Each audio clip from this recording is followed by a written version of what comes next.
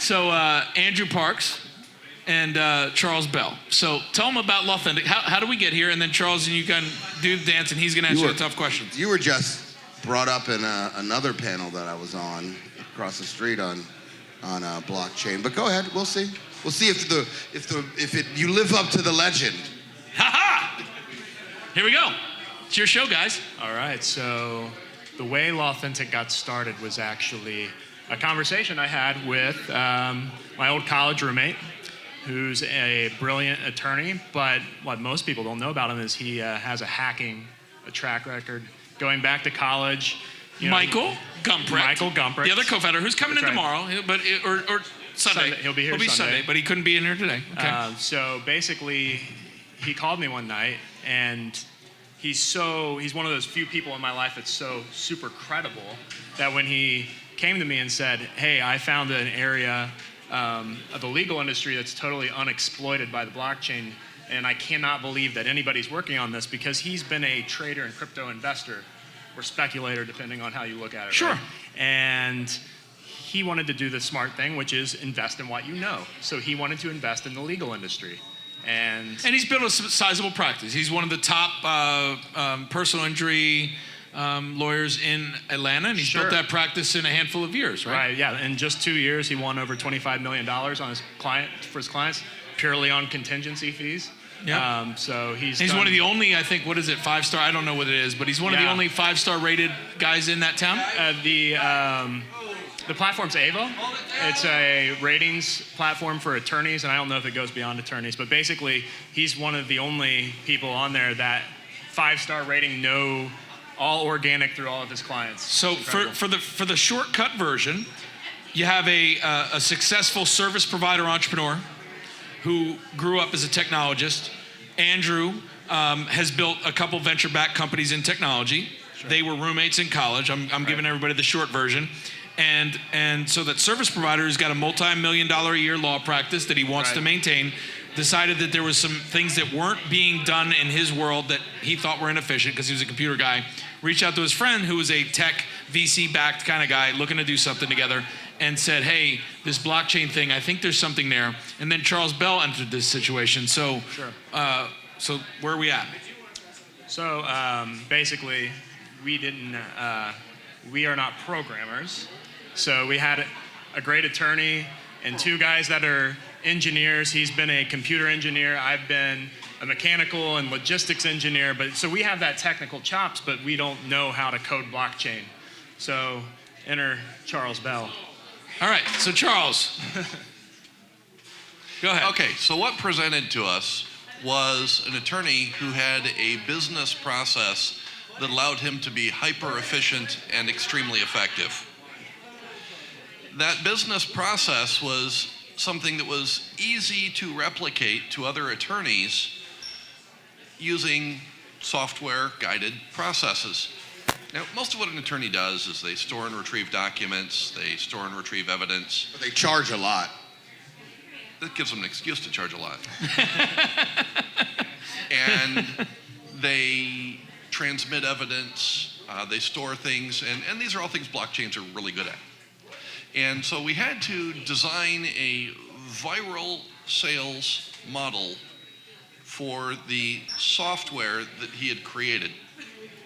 So we know that there's nothing which sells faster than an open platform which really works.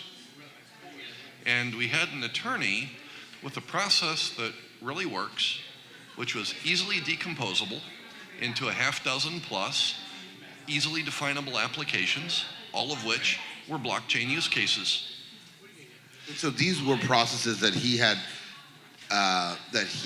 become efficient at over time and created his own. Yeah. These are processes which one attorney used to, with himself and two personal assistants, do work that normally took a team of 10 or 15 attorneys and personal assistants.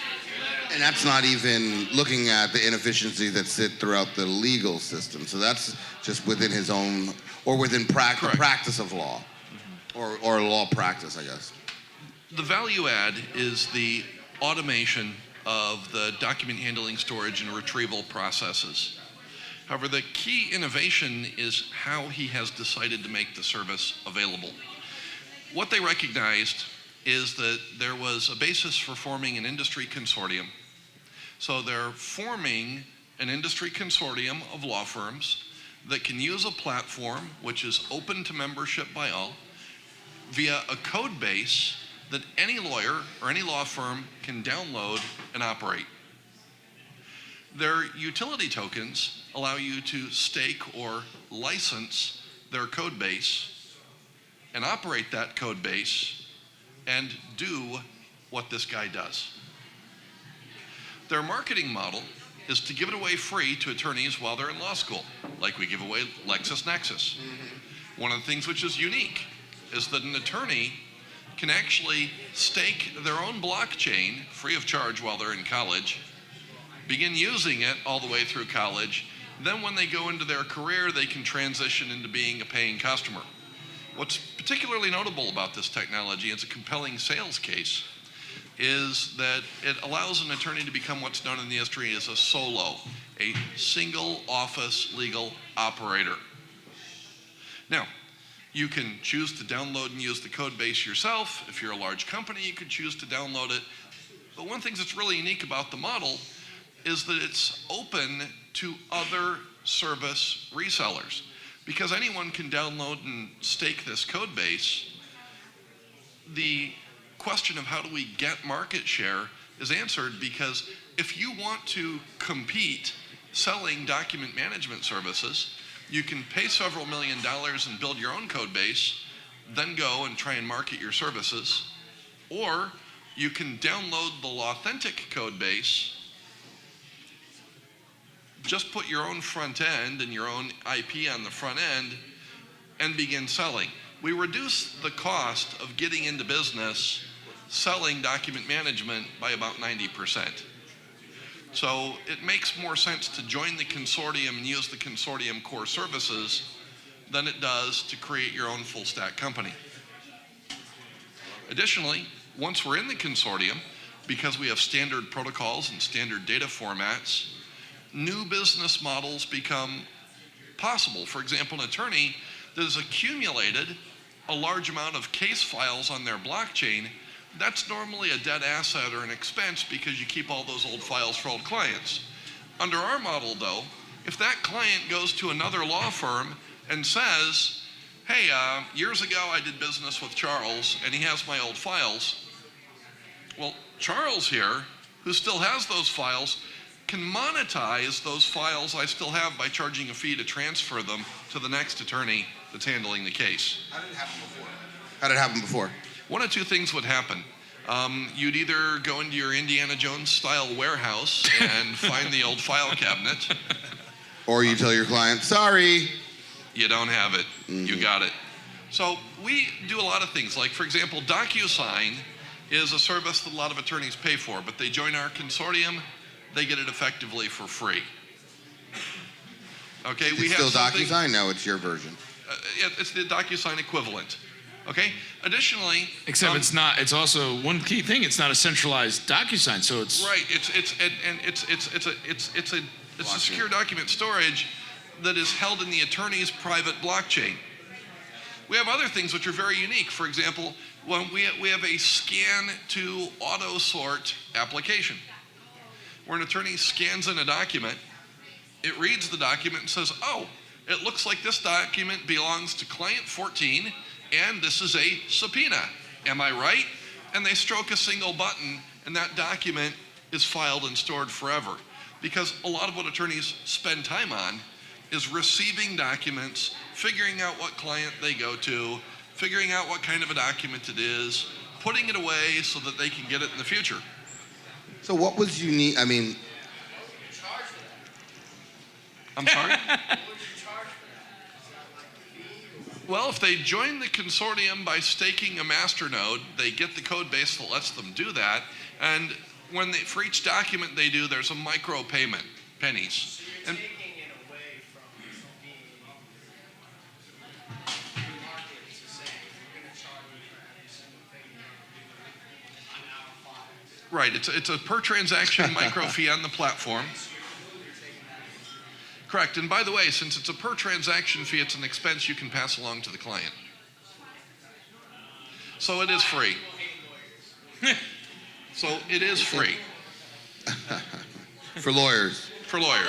It's always free for lawyers. It's always free for lawyers. But wait, so, They're in the wrong. so let me just ask. Go So ahead.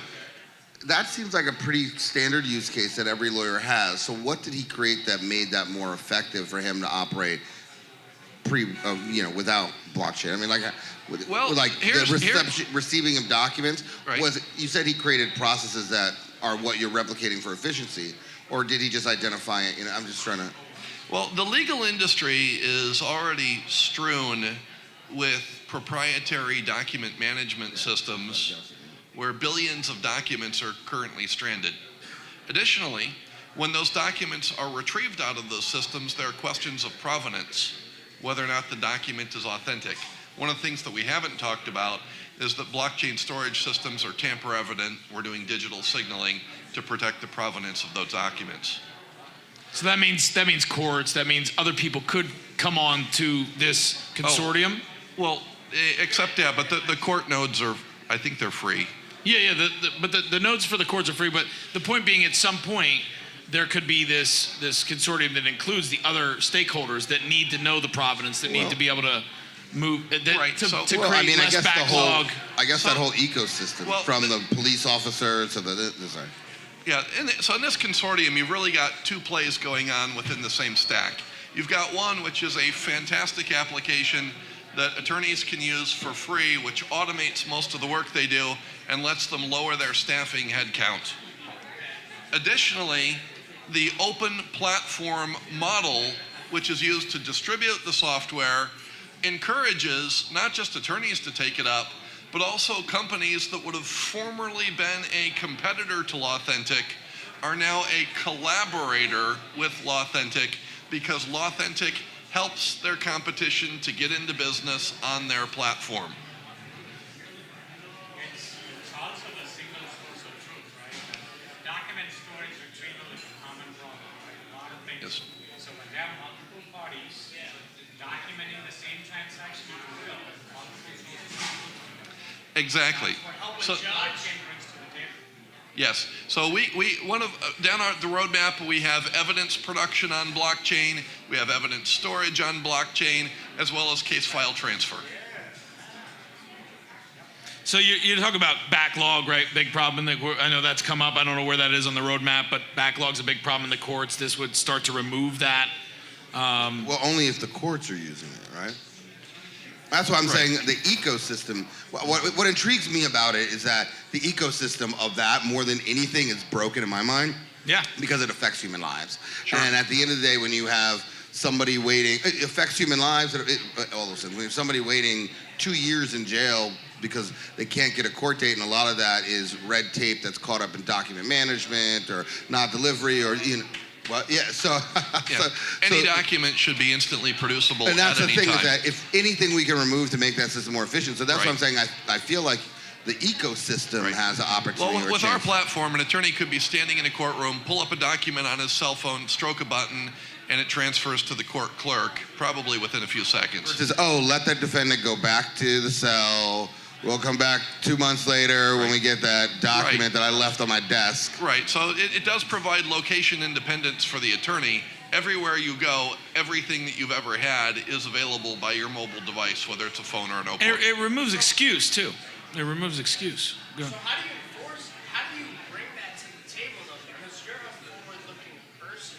I can imagine that in a courtroom, that may be seen as Well, a couple of comments. One, this is an application which was originally created by an attorney who understands being an attorney, and this platform is being driven by attorneys who want this automation already. We already know that we have a market with attorneys.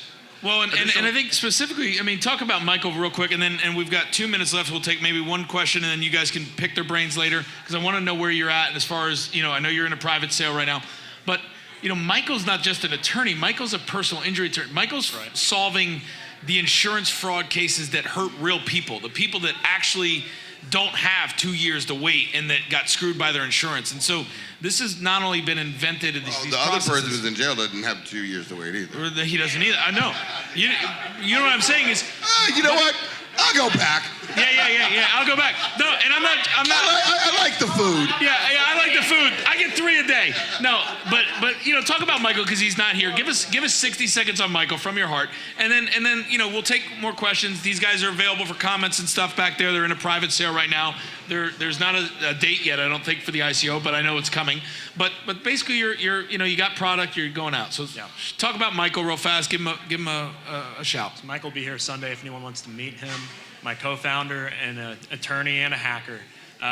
But basically, Michael's a stand-up guy, works totally on contingency. If his client, if he doesn't win the case, he makes $0. And so with that in mind, he actually was laid off because the firm got shut down he was working for. And because he had such great computer skills and he was able to hack his way to growth through all the digital marketing channels, he built his own website. He set up the Google, the Facebook, all the traditional social Competed channels. against all the guys spending $100,000 a month in billboards in Atlanta. Right. He didn't do the cheesy thing, which is the billboard, the ad, The bench. the Texas Hammer or whatever you hear on TV. Yeah. He didn't do any of that. Tiger Law. He was really able to hack his way to growth, but he recognizes that through the system, he will enable, because there's a massive underutilization of degreed attorneys, bar-certified attorneys in the space. 50%. I didn't know that. 50% of bar-certified attorneys don't practice. Yeah. They're smarter than that. Because they can't build up their business efficiently. So this solves that problem too. Right. He was able Is to do. that the reason why they don't practice? No. Well, they don't. It's the cost. You got to hire 2 admins. You got to there's a real burn rate just to stand. I learned this, right? There's a real burn rate standing up a firm, and it might be a 2-person firm, but there's 10, 15 grand a month in overhead the minute you decide, because you got to manage all this paper, and most people just go, I don't know. But with this, you're talking about not that. A mobile phone, and I could do a couple $1 million a year. I could come back to work as a mom. I could do it enables people to become a law firm walking around in boots. Right. So anyway, we got to move to the next one, but great questions. Lawthentic, get with these guys, ask them some more questions in the back. We've got one more. We'll be out in the media area by the pool. Yeah, they'll be in the media area by the pool. Who do we got next? We have, oh man, Blaine Radden. It's just one better. Great job, guys. Thank you. Thank you.